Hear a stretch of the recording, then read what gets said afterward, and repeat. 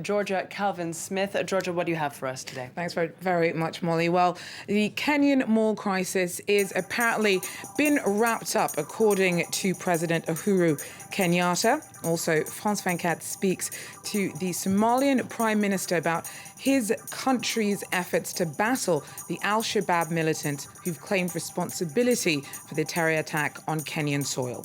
Also, we take a closer look at how African issues feature on the agenda of the UN General Assembly being held in New York.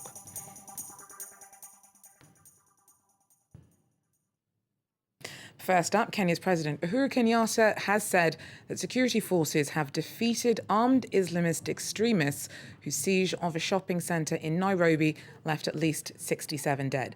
It's been 4 bloody days since around a dozen Somali Al-Shabaab militants first stormed the Westgate Mall. At least 5 of the attackers were fatally shot, and 11 suspects are now reportedly in custody. Well, for the latest, we're joined by France 24's Catherine Norris-Trent, who is in Nairobi. Catherine, Uhuru Kenyatta says it's over. Is it? Well, that's a question a lot of people are asking themselves tonight. The president of Kenya went on national television basically declaring victory in a much-awaited address. He said, "We have shamed and defeated our opponents. That part of our task is completed."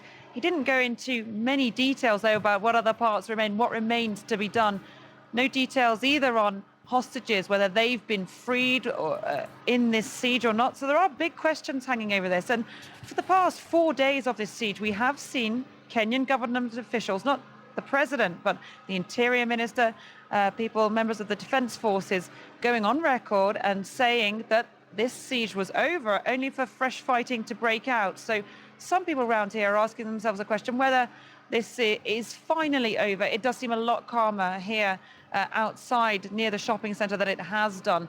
Earlier in the day, there were some bursts of gunfire and perhaps some small controlled explosions, security sources say. At the moment, though, none of that kind of fighting noise is spilling out into the perimeter. Some medical staff are wondering, they're telling us off the record strictly, they're wondering whether in fact this is all wrapped up, and they fear that there could actually be more casualties inside.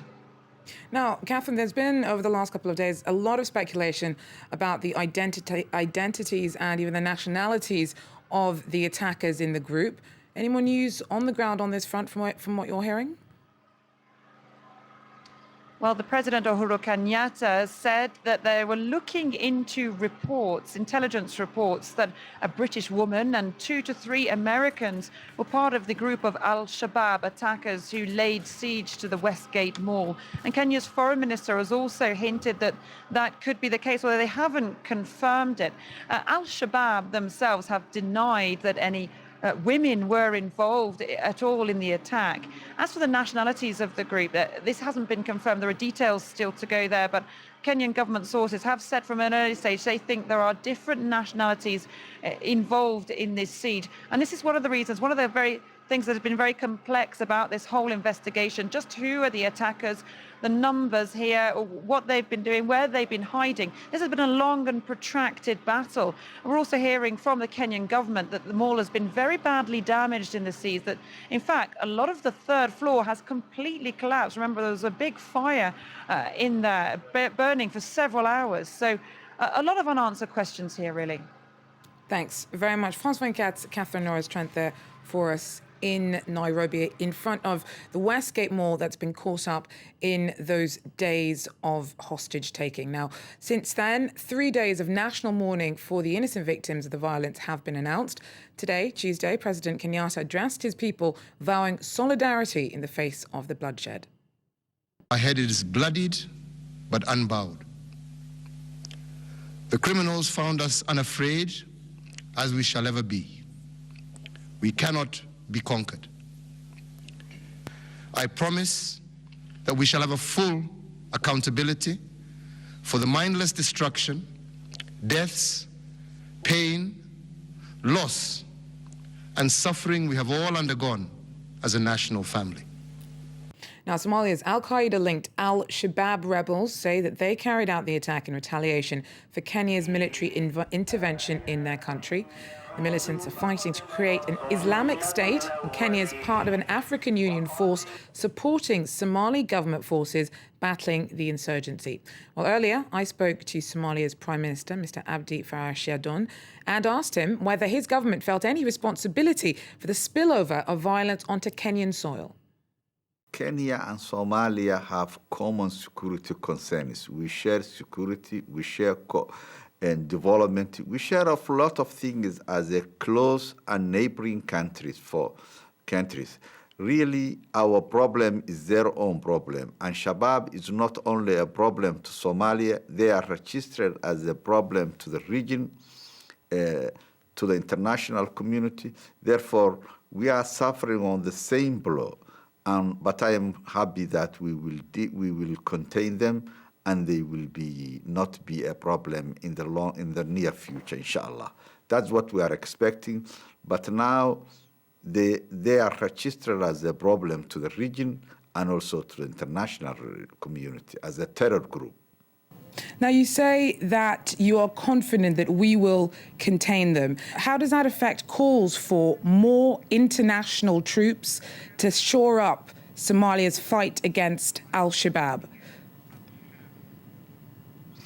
Yeah, and we have AMISOM, over 1,700,000 strong AMISOM troops in Somalia, and we have recruiting our own army, and with the help of our people and international community, I'm confident that we will finish Shabaab.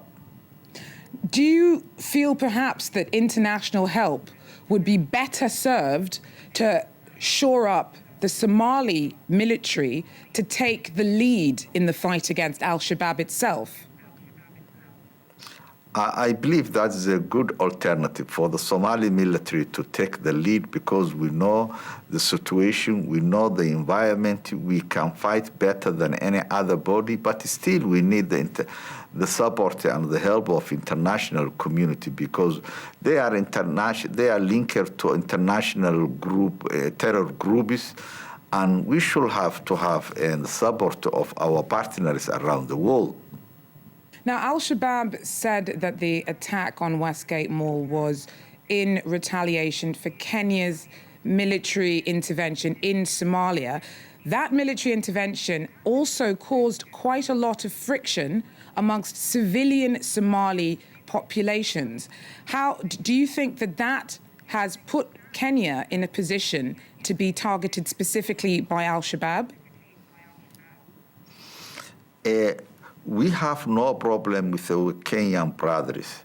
They are in Somalia under the request of Somalia. They are part of the AMISOM, and we are cooperating in the fight against the Al-Shabaab. So whatever blows you may find in face of terrorism is not really something that representing the will of our people.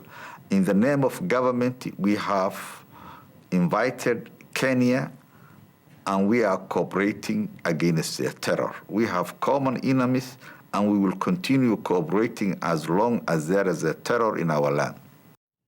Somali Prime Minister Abdi Farah Shiadon speaking to us earlier there from Geneva. In other news, many of the world's leaders have gathered in New York today for the opening of the United Nations General Assembly. Now, there's a packed agenda of talks on the global response to a number of regional and civil crises. That includes ongoing conflict in eastern DRC and the chaos in Central African Republic. A special ministerial meeting on the country's troubles will be held between the EU, the UN and the African Union in New York on Wednesday. Nicolas Chamont tells us more about talks so far. Top of the UN's African agenda is the crisis in the Central African Republic. In March, former President François Bozizé was toppled by rebels led by Michel Djotodia. Since then, there has been widespread violence in the country. On Tuesday, the French president urged the international community to act swiftly. We must put an end to these atrocities which sometimes oppose members of different religions. I want the Security Council to give a mandate and logistical and financial means to an African force whose first mission would be to bring back stability to the Central African Republic. According to the UN, the crisis has left 400,000 people displaced and created 63,000 refugees. It adds that one-third of the country's 4.6 million inhabitants are in desperate need of aid. Some nations like France want the African Union Peace Force to increase from 1,300 soldiers today to 3,600. That will only happen if the African Union receives sufficient funding from the UN. South of the Central African Republic, in Congo, the United Nations are worried about the situation in Kivu. Rwanda is accused of backing the M23 rebels in the region. Kigali denies this, but is expected to be criticized by Western powers. The UN says the M23 must be disbanded, but also other rebel groups like the FDLR and the Mai Mai. Finally, the UN will also address recent jihadist attacks in Africa, in the Sahel, in Nigeria, and in recent days in Kenya. Well, that wraps up African news from me for now, but I will be back with more in an hour, Molly. All right, Georgia, Calvin Smith, thank you for that. Well, do stay where you are. That's it for me in the newsroom, but my colleague Mark Owen will be up next with more live from Paris. Stay with us.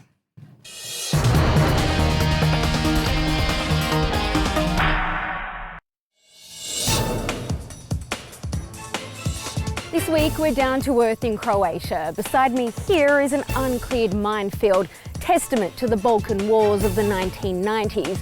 It's estimated that around 70,000 unexploded landmines are still buried in Croatian soil. The task of clearing them is brutal, but the European Union's newest recruit hopes that being a member will finally help it be rid of these deadly devices once and for all.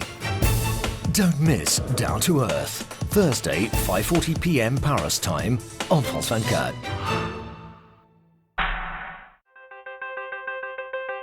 Down to Earth, brought to you by the African Development Bank.